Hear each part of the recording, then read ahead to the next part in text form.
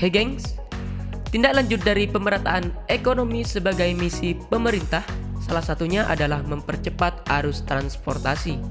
Dalam hal ini, Pak Jokowi memilih pembangunan jalan tol untuk transportasi menjadi lebih mudah dan efisien. Nah, ternyata gengs, dalam pembangunan sebuah tol, terdapat dua bahan penyusun yang berbeda, yakni aspal dan beton. Dan kali ini kita akan terfokus pada proses pembuatan jalan tol. Proses pemilihan dua perkerasan jalan tersebut dipengaruhi oleh banyak faktor gengs, mulai dari segi biaya, kenyamanan hingga perawatan. Perkerasan aspal disebut sebagai perkerasan fleksibel. Sesuai namanya, perkerasan ini menggunakan campuran agregat dan aspal. Sedangkan perkerasan dari beton dapat disebut sebagai perkerasan rigid gengs. Pemasangannya adalah dengan memberi agregat tipis lalu dilapisi dengan beton. Dari kedua bahan tersebut tentunya menjadi pertimbangan dari insinyur dalam membangun sebuah tol. Akan tetapi untuk saat ini gengs, karena harga aspal semakin naik mengikuti harga minyak, biaya perkerasan fleksibel menjadi lebih mahal dibandingkan dengan beton.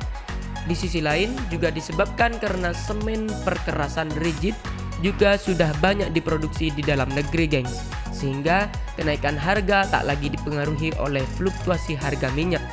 Sementara dari segi kenyamanan, perkerasan fleksibel lebih nyaman digunakan dibandingkan dengan perkerasan rigid. Perkerasan rigid juga memberikan hasil akhir yang lebih keras, dan apabila konstruksinya tidak dilaksanakan dengan benar, maka bisa mengakibatkan weather planning yang membahayakan pengguna jalan. Untuk lebih lanjut, dari segi perawatan perkerasan fleksibel dikatakan lebih mudah untuk dilakukan gengs. Lapisan jalan yang rusak akan dikeruk dan langsung diaspal ulang. Dan lebih efisiennya lagi gengs, begitu diaspal, hari itu juga sudah bisa dilalui oleh kendaraan.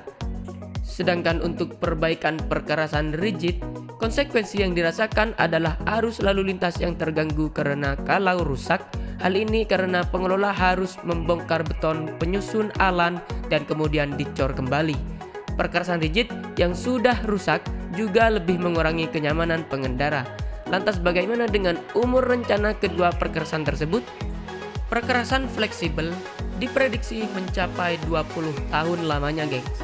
Sedangkan perkerasan rigid diprediksi mencapai sekitar 40 tahun. Nah, apabila konstruksi itu melakukan perbaikan di bawah umur yang sudah ditetapkan, maka desain atau pelaksanaan proyeknya tidak dilaksanakan dengan benar.